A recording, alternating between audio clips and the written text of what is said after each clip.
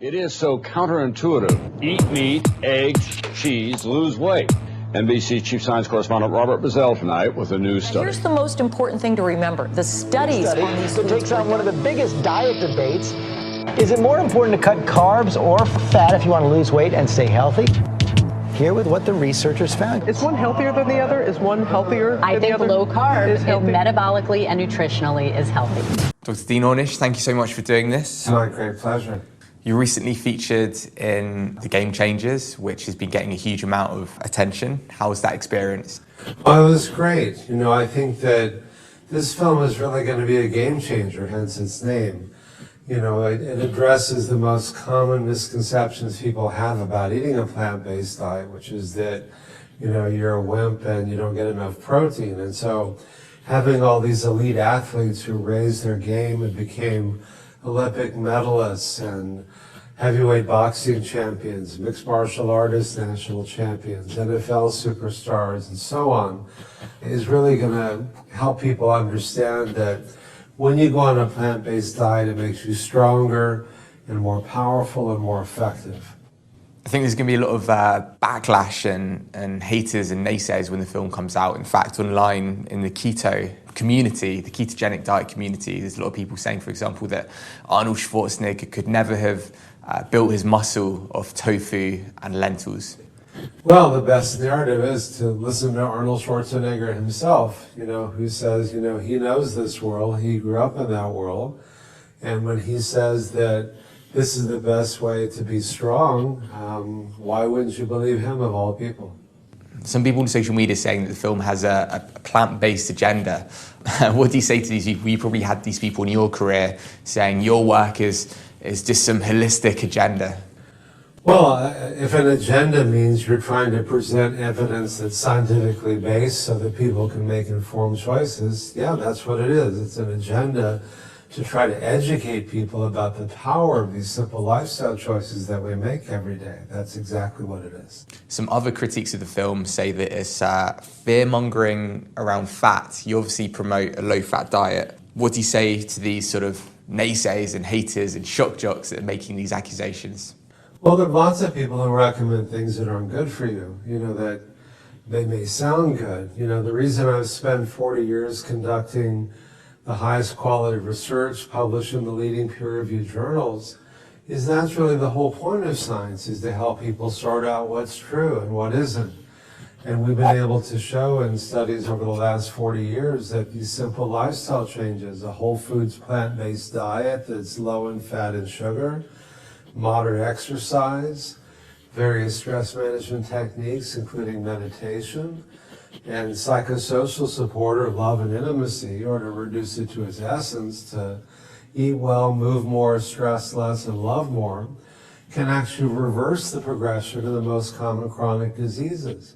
And it's not all or nothing. To the degree that you move in this direction, there's a corresponding benefit. Even if you're not ready to go on an entirely plant-based diet, have a meatless Monday.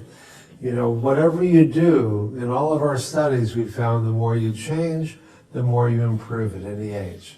You've obviously done so much over the last 30, 40 years, yet it's not integrated significantly, I think it's fair to say, into the kind of mainstream system, certainly not as much as we'd like. How much of the kind of keto camp do you think has held back your work in the sort of plant-based lifestyle medicine kind of movement?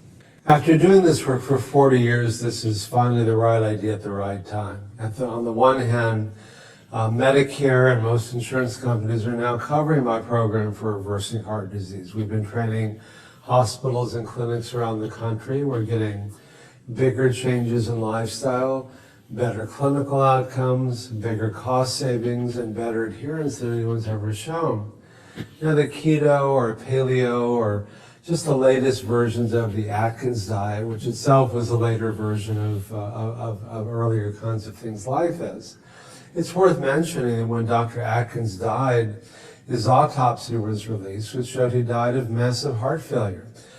Studies have shown that when you go on a keto or paleo diet, your risk of dying prematurely from heart disease, diabetes, prostate, breast, colon cancer goes up significantly. There are certainly doctors out there who like to say things that aren't true because the media loves stories like that. They love to have a doctor say, oh, meat is good for you. And then you say, well, how much nutrition training do doctors get? And I co-authored an article in one of the leading peer-reviewed journals here a few months ago with my colleagues from the American College of Cardiology's Nutrition Committee. And we found the average doctor in the U.S. gets 4 hours of nutrition training a year. And the average cardiologist in 4 years of training gets 0 training. So doctors may say all kinds of things because they don't know any better. The media love that because they're always looking for clicks and they're looking for readers. Playing devil's advocate here, but I guess your argument is that doctors don't recommend plant-based nutrition because they're not trained in the nutrition field. But then people argue that, well, dietitians or people studying dietetics also don't recommend plant-based nutrition.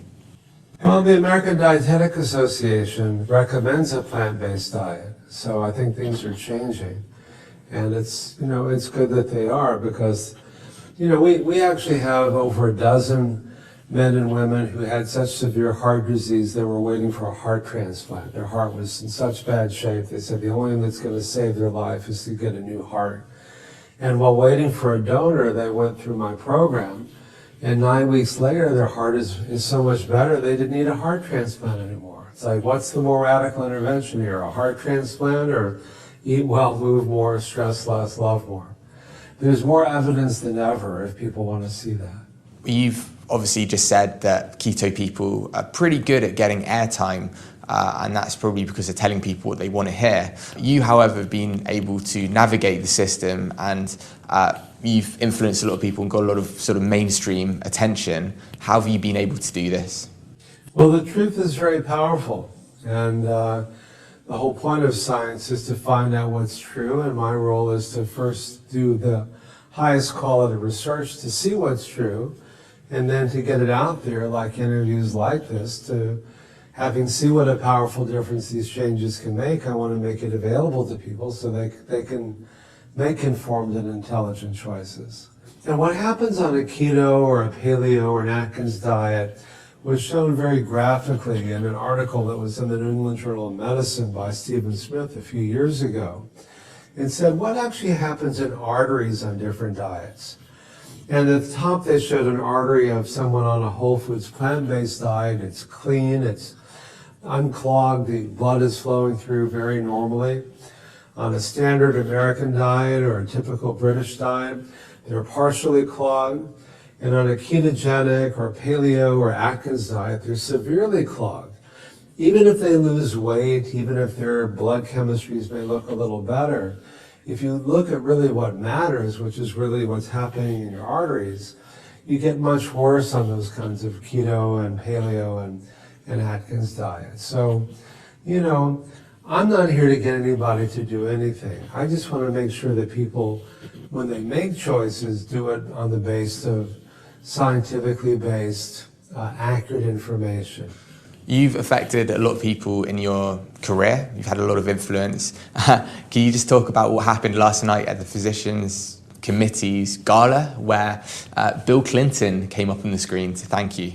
That was a nice surprise. Bill Clinton made a testimonial talking about, 10 years ago, his bypasses clogged up, and his cardiologist held a press conference and said, it was all in his genes, and his diet and lifestyle had nothing to do with that. And having been working with him since 1993, when I was asked to train the chefs that cook for him at the White House and Camp David and Air Force One and so on, and be one of his consulting physicians, I knew that his diet and lifestyle had everything to do with it. So I sent him a note, we met. He then went on this lifestyle program that I developed, and he's been doing it now for 10 years, and he's continuing to get better. And so I think whatever your politics, when a former president, especially one that wasn't known for particularly eating very healthfully, makes these changes, I think that's a beautiful example for everyone. You mentioned off camera that you've recently been to London, which is where I'm from. What were you doing there? Yeah, my wife and I met with His Royal Highness Prince Charles again. He's very interested in our work and the possibility of the National Health Service making program available. And also this whole new movement of what's called social medicine, social prescribing. You know, it turns out that the real epidemic in both the UK and the United States and in so much of the world is what I call emotional heart disease, you know, loneliness and depression and isolation, with the breakdown of the social networks that used to give people a sense of love and connection and community. And study after study have shown that people who are lonely and depressed are 3 to 10 times more likely to get sick and die prematurely from pretty much all causes when compared to those who have that sense of connection and community. And I don't know anything in medicine that has that big an impact.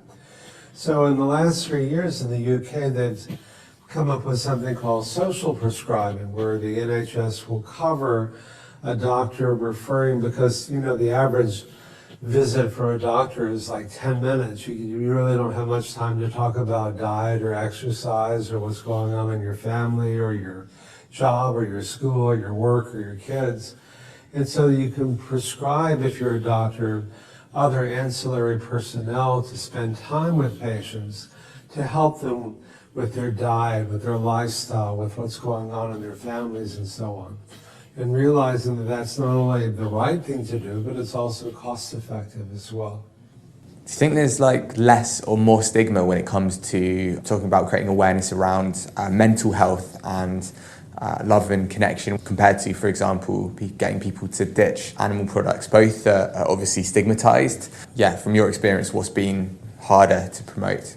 Well, it's, you know, it's hard to understand why someone would have a resistance to teaching people how to love more and to be more compassionate and altruistic and forgiving. These are spiritual truths that are found in all cultures and all religions and all pathways because they work. The one emotion that's been most constantly and consistently linked with heart disease and so many other chronic diseases is chronic anger. You know, if I'm angry with somebody, it hurts me as much as it hurts you. If I point my finger at you, there's 3 fingers pointing back at me. And so the most selfish thing we can do is to learn to be more compassionate and loving and altruistic and forgiving. You know, when you forgive somebody, it doesn't condone or excuse what they've done, but it frees you from the suffering that goes along with that. Last question, are things happening, are things changing fast enough? Well, I've been doing this work for 40 years, but I think we're hitting a point now where it's happening, these changes are happening exponentially. Because on the one hand, the limitations of conventional approaches are becoming clear. At the same time, the power of these lifestyle changes is also becoming more well documented. Things are changing in the United States. It took 16 years, but Medicare created a new benefit category to cover my program for reversing heart disease. And most of the major U.S. insurance companies are doing the same thing. And they're finding that it's actually cutting their costs in half in the first year, by 50%. Now, the National Health Service is reaching a crisis point, and that's happening in the U.S. as well. Simply, you know, paying more drugs, more surgery isn't really reducing costs, it's only increasing them. In my new book, which is called Undo It, I review all of these studies and say, why is it that these same lifestyle changes can reverse and prevent so many different chronic diseases?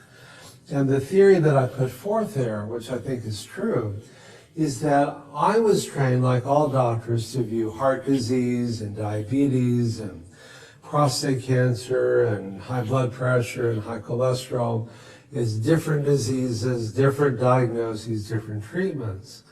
But to me, I'm realizing that they're really the same disease, manifesting and masquerading in different forms, because they all share the same underlying biological mechanisms, which in turn are directly influenced by these lifestyle choices we make each day. And that's why it's not like there's one set of diet and lifestyle recommendations for treating or for preventing or reversing heart disease, a different one for diabetes and so on.